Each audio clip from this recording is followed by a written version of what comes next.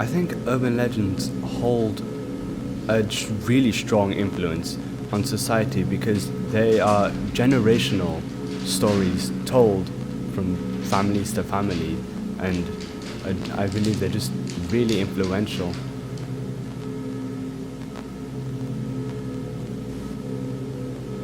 I believe there's quite a large amount of influence, whether it be folklore tales make people scared to go out at night, or urban legends of a man in the woods make people scared to be around down dark forests.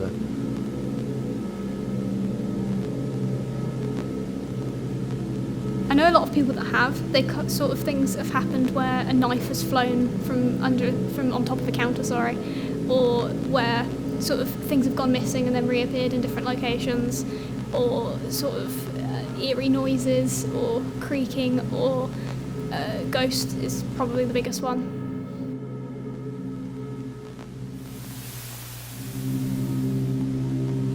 I've heard of several.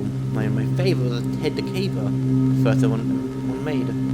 I read it when I was about 10, maybe 11. And been some backwater. Very intriguing, but also quite scary because every bit of it sounded realistic. You could actually feel yourself in that world.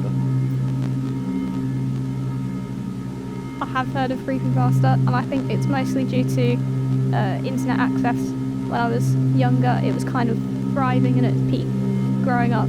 So there was sort of cases like Jeff the Killer, Slender Man. There was sort of meme culture as a whole.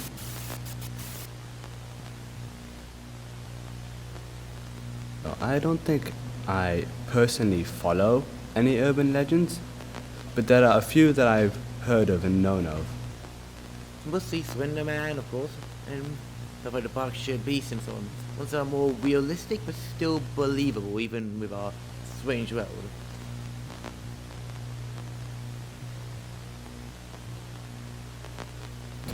Yes.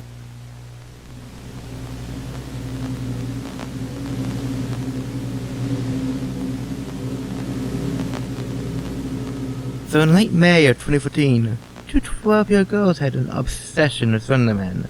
They had a mutual friend over for sleepover, but she had no idea that they had a dark plan in mind for when she arrived. And then, later on that morning, the two girls lured their friend, Peyton Luna, into the woods, convincing her that they were going to play hide and seek. But once they reached the forest, they stabbed her 19 times, hitting some of her vital organs. The interesting part is that Slender Man isn't real. He's an online myth that was designed to terrify people, popularised in the early 2000s, but they believed he was. They thought that he spoke to them. They felt like they had to do something to appease him, become his proxies and serve him. One of the girls was deemed not guilty by a plea of insanity and was later diagnosed with early onset schizophrenia. She is now serving her 40-year sentence in a mental institution, whilst the other girl served 7 years of her life sentence before being released under supervision. Because of this incident, a large online debate was sparked surrounding the influence of the internet.